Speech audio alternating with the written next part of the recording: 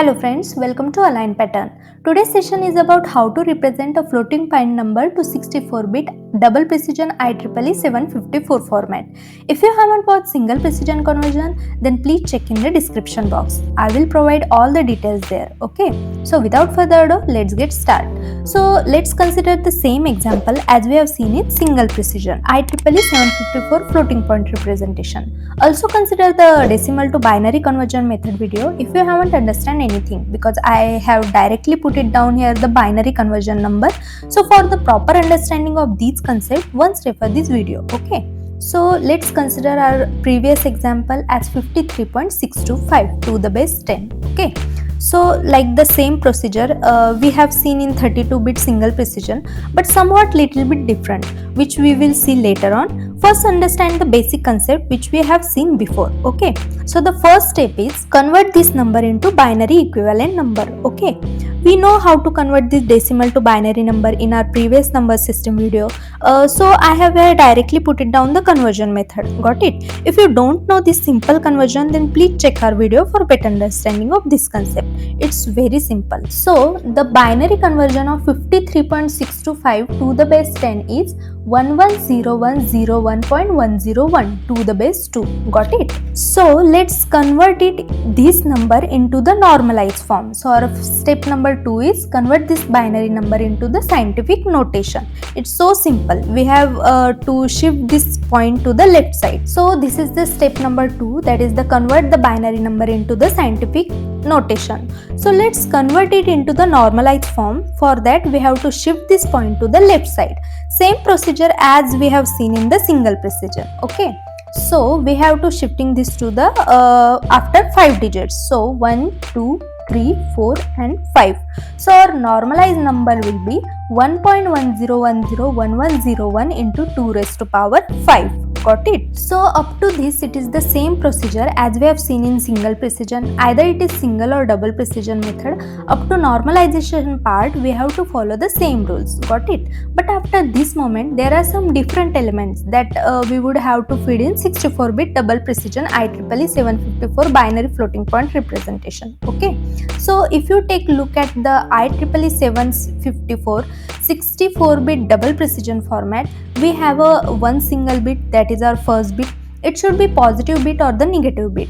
If this first bit is the positive, then our sign value must be 0, and if it is the negative, then our sign value must be considered as the 1. Okay, remember this point.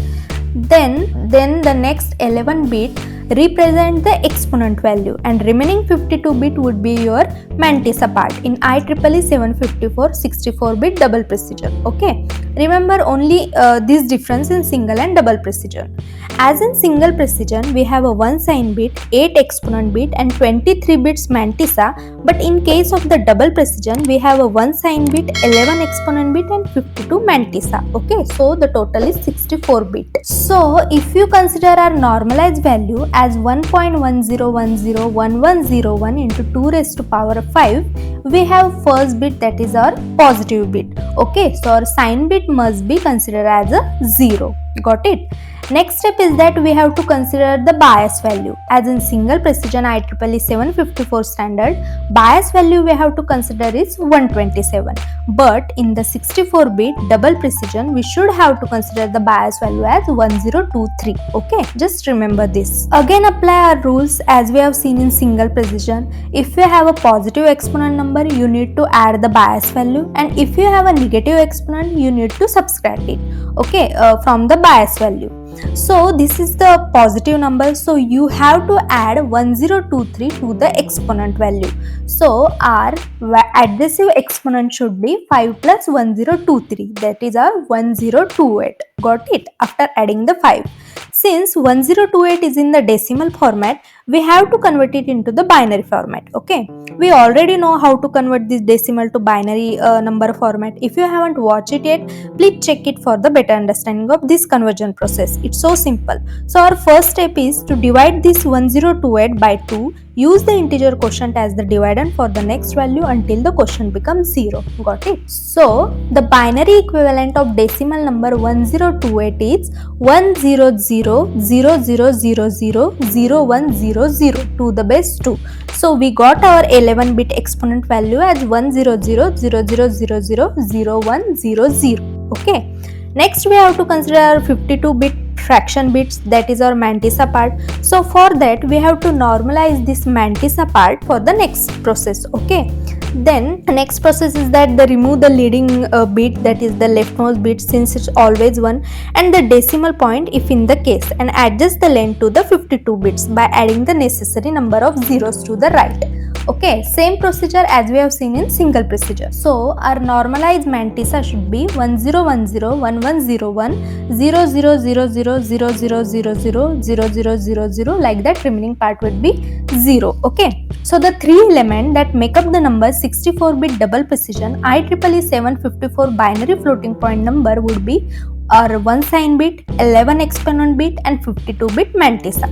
Got it? So total is our 64-bit, including sign bit, exponent bit, and mantissa, that is our fraction bit. Got it? We have taken the same example for the better understanding in this case, so that you would get this broad concept in simple manner. Let's take another example for better understanding. Suppose we have a number 82.125 in our bucket. So our first step is that we have to convert this number into binary form. I directly put it down the conversion number. Okay. So after converging into the binary format, we have in our bucket list 82.125 in the binary equivalent is 1010101.001. Okay, to the base 2. Okay. Next step is this convert this number into the normalized form. So we have to shift the point to the left side. Same procedure. Okay. So after shifting the point to the normalized form, we would get 1.010101001 into 2 raised to power 6. Okay.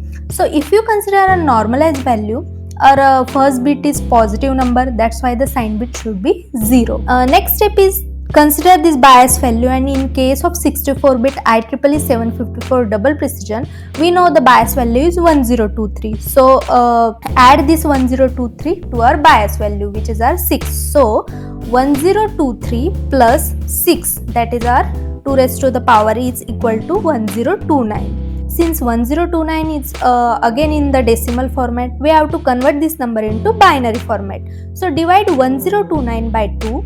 Use the integer quotient as the dividend for the next value until the quotient becomes 0. Same procedure seen in previous. Got it? So in binary format, 1029 can be represented as 10000000101 to the base 2. Got it? We got our 11-bit exponent value as 10000000101. Okay, it's so simple. Then our next step is that we have to normalize the mantissa part, which is this. So remove the leading, that is the leftmost bit, since it's always 1, and we have to adjust the length to 52 bits by adding the necessary number of zeros. Okay, so by removing the leading bit, we get the IEEE 754 64-bit double precision of 82.125 is 1 sign bit, that is our 0. 11 bits exponent value, that is 10000000101, and 52-bit mantissa part, which is this. Okay, so by combining all of this, we got our 64-bit. So by combining all of these, we got our 64-bit value. Okay, so representation of 82.125 in the double precision format of 64-bit IEEE 750 format is like this. Okay, if you like this simple explanation, please like and subscribe the channel. I hope you understand this simple conversion method. See you in the next video. Till then, keep practicing.